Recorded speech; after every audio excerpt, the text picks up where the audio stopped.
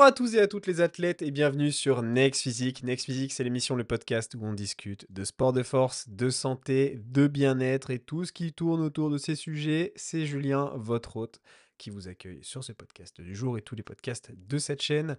Bienvenue, aujourd'hui on est parti pour un nouvel épisode sur 3 nouveautés scientifiques dans nos domaines qui peuvent nous intéresser. On va parler nutrition, tout premièrement, sur cette première étude. Juste après, on va parler d'entraînement. On va parler de résultats et ça concerne un peu tous les sportifs, même un petit peu tout le monde sur, les sujets du jour. Donc, tout le monde est concerné, voilà. Ça peut aider un peu tout le monde sur cet épisode.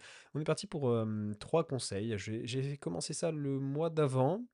J'essaie de faire ça un petit peu de temps en temps. Si ça vous plaît, ces petites, mises à jour, scientifiques, laissez-moi le savoir, en commentaire, hein, tout simplement, pour que je puisse, continuer de vous en faire.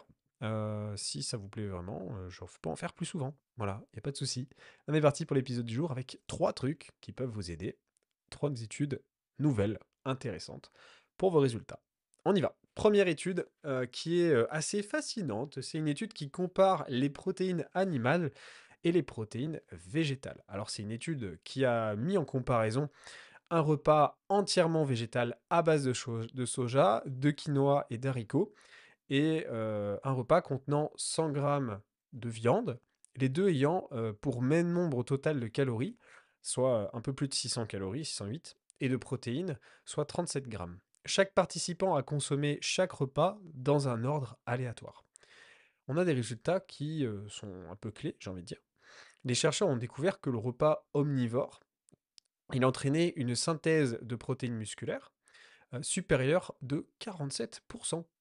Ils ont également noté une disponibilité significativement plus élevée d'acides aminés essentiels dans le sang et une synthèse protéique corporelle plus élevée.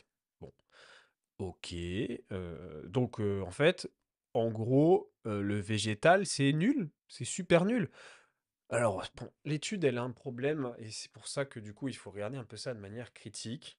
C'est-à-dire que, bon, là, si on se regarde, on s'arrête à ça, ce que je viens de dire, on peut se dire, ok, j'arrête d'être vegan, c'est une catastrophe, quoi. Si les gars, ils ont 50% de plus de résultats, c'est un dopage, le truc. C'est important de noter que cette étude a été financée par l'industrie de la viande. Alors, cette étude, elle fait vachement le tour du net. Et je trouve que elle est beaucoup mise en avant. On commence à beaucoup cracher. Alors, je trouve que c'est un peu la période de l'obscurantisme aujourd'hui sur les réseaux. Je trouve que c'est de pire en pire. On a beaucoup plus de mauvaises informations qui circulent et les gens vont pas au fond des choses. On voit une étude, on voit la conclusion, on fait ah, c'est bon, la viande c'est super bien et le vegan aux oubliettes. Et limite ça les insulte. Mais alors, du coup, on a un problème parce que cette étude elle est financée. Totalement financée par l'industrie de la viande. Et les laboratoires ici de Maastricht et de Wageningen qui ont mené l'étude et ont une excellente réputation. Bon. Ceci étant, bon, ils sont quand même reconnus pour avoir de bons résultats.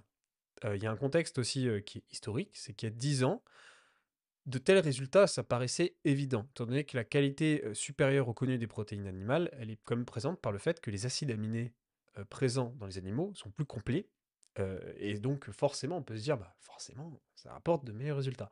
Cependant, l'importance de cette différence de qualité, elle a été remise en question ces dernières années par différentes études, notamment avec l'émergence de régimes à base de plantes, et le fait qu'on comprenne qu'il faut de la variété. Ah non, il ne faut pas manger qu'une plante sur un seul repas. Et donc, bah, on s'est retrouvé avec des documentaires parodiques, des critiques comme par exemple Game Changer sur Netflix, qui avait pas mal parlé il y a 2-3 ans, fait jaser, et plusieurs études qui montrent en fait qu'il y a peu de différence entre les repas véganes et non véganes quand ils sont bien composés. Maintenant, bah, on a des super retours. On a une revue, par exemple, systématique de Menno Selmas, qui a co-rédigé effectivement l'utilisation de protéines de soja pour la croissance musculaire et la performance sportive, et ils ont trouvé aucune différence significative dans la plupart des études. Cependant, ben, il y a quelques études qui favorisaient un petit peu les protéines animales. Cela suggère que ben, on a sans doute et c'est sûr, hein, une meilleure qualité des protéines sur de l'animal. La différence n'est pas majeure, elle est quand même là, mais au final, cette petite différence, elle peut être facilement compensée en en composant intelligemment ses repas. Donc quand on est vegan, quand on mange végétal, on compose mieux ses repas. On se dit pas, ah bah je mange qu'une seule source végétale sur le repas, j'en mange plusieurs, j'en mange au moins 2, 3, pour assurer de la variété en acides aminés, et on en mange un petit peu plus.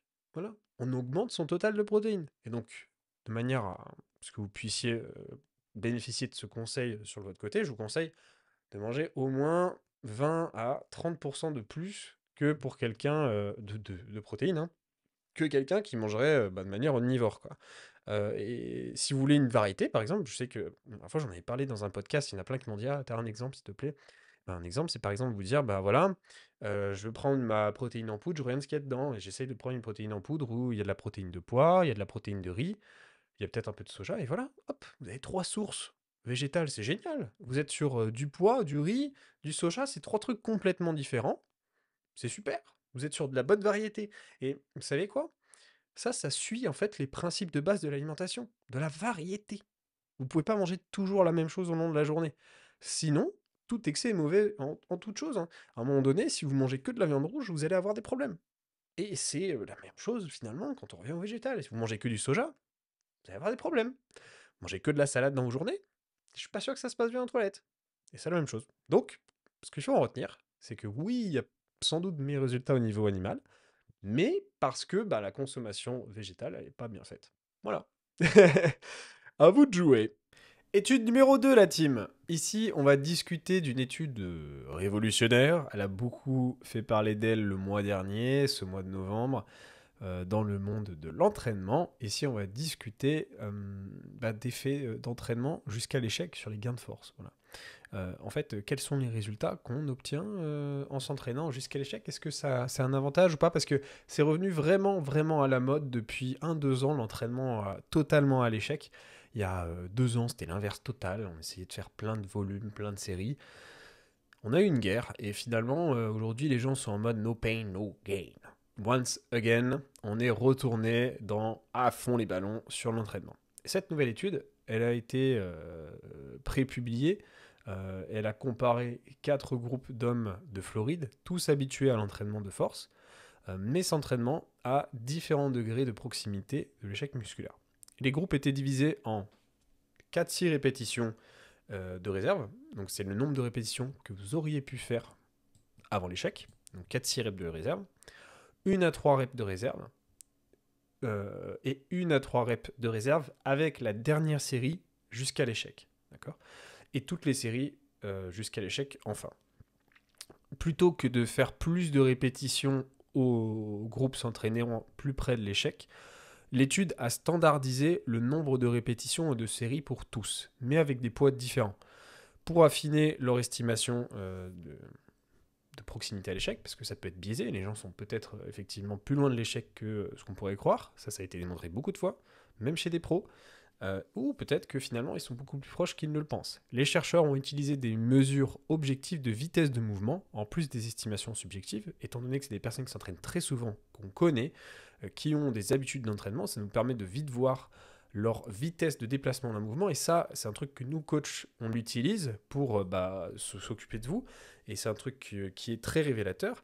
Et parfois, je regarde un élève et je lui dis, bah là, t'es dans la facilité. Il me dit, ouais, non, c'est dur quand même. Je sais bien que l'effort, il est dur, mais je vois ton mouvement, t'es capable de sauter sur ta pompe. Je vois presque que tu claques dans les mains. Mais en gros, c'est ça. On peut le voir, en fait, sur la vitesse de déplacement du mouvement. C'est un des signes, effectivement, de facilité ou de difficulté à l'exercice. Et sur les programmes d'entraînement, tous les participants ont suivi le même programme d'entraînement, axé principalement sur les squats et les développés couchés, 3 fois par semaine, avec des exercices complémentaires pour d'autres groupes musculaires non mesurés par l'étude. Principaux résultats de ceci, les groupes qui s'entraînaient jusqu'à l'échec ont obtenu de moins bons gains de force que ceux qui ne s'entraînaient pas jusqu'à l'échec. Le groupe s'entraînant systématiquement jusqu'à l'échec, a entraîné les gains les plus faibles de l'étude avec tous ceux que j'ai mentionnés. Pourtant, il y a un groupe, il a pas mal de l'échec, il a 4-6 reps. En croissance musculaire, en ce qui concerne l'augmentation de la taille des mesures sur pectoraux, quadriceps ou mesures échographie, on n'a aucune différence statistique qui a été observée entre les groupes. Bon. Ceci étant, il faut quand même rappeler qu'à la base, on est plutôt sur des gars qui n'ont pas forcément un objectif de type à fond body, on mesure surtout la force ici. Mais on sait qu'il y a un fort lien de corrélation entre les gains de force et les gains musculaires.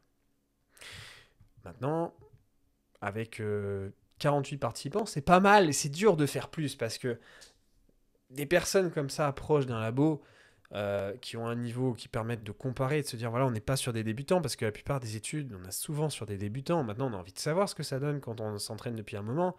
Bon, 48 participants, c'est vrai que c'est un peu léger. Et ça peut être limité pour les résultats.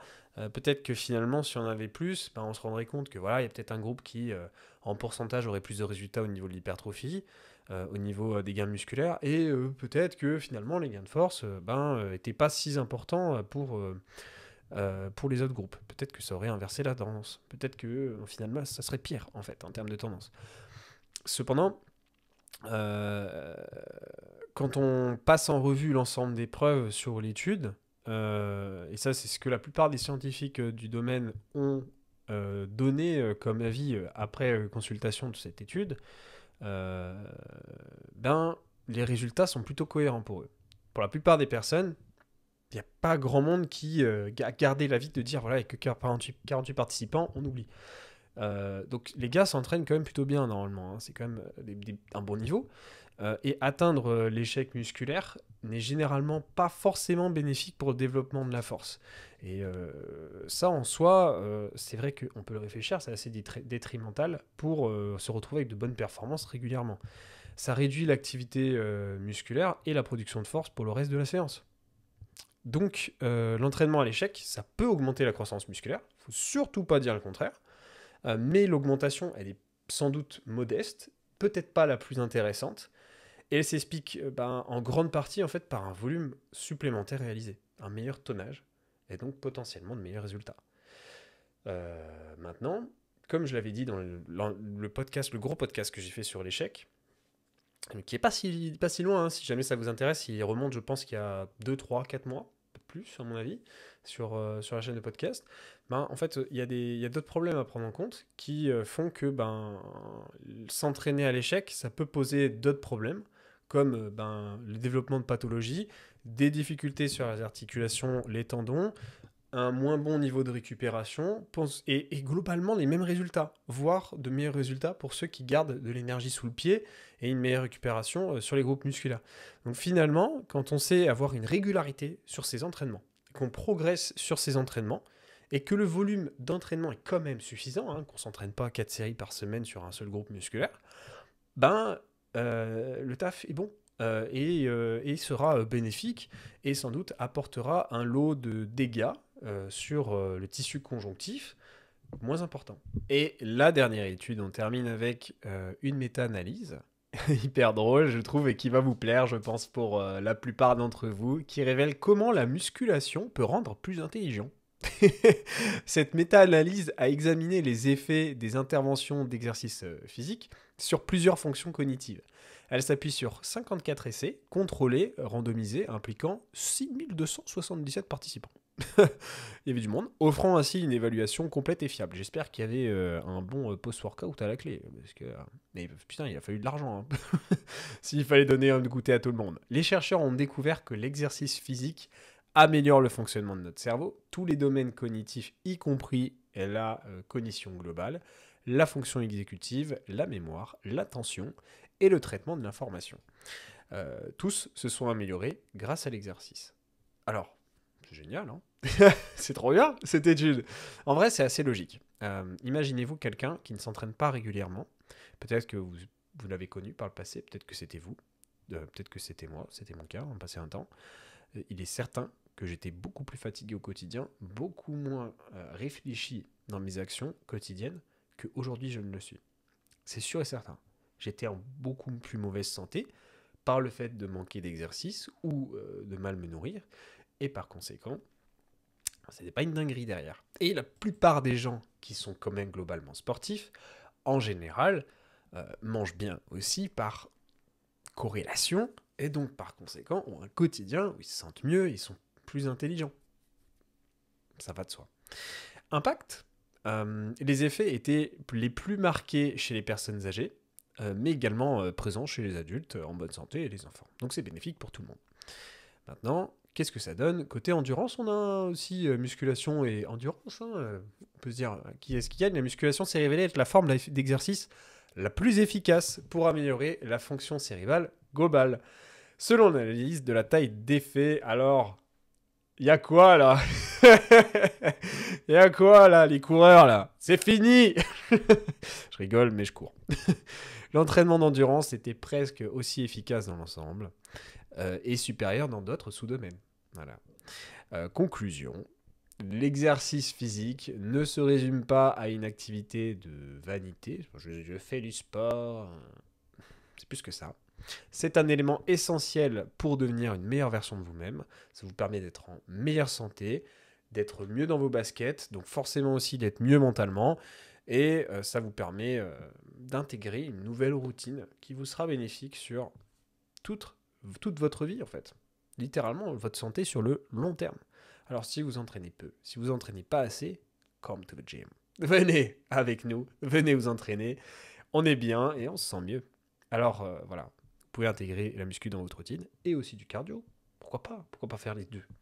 Si ça vous plaît, que vous vous sentez mieux derrière et que vous avez par effet derrière direct de meilleurs résultats sur votre corps, c'est tout bénef. Et ça sera bénef pour aussi les likes que vous laisserez sur cette vidéo, les commentaires. Merci de m'aider en échange de cette petite vidéo qui, je l'espère, vous a fait plaisir. J'espère pouvoir vous aider avec ces épisodes. On se retrouve pour un prochain épisode pour terminer l'année. La semaine prochaine, évidemment, je vais vous laisser tranquille pour les fêtes. On se retrouvera ensuite pour la rentrée. On a un épisode mardi prochain, comme tous les mardis soirs.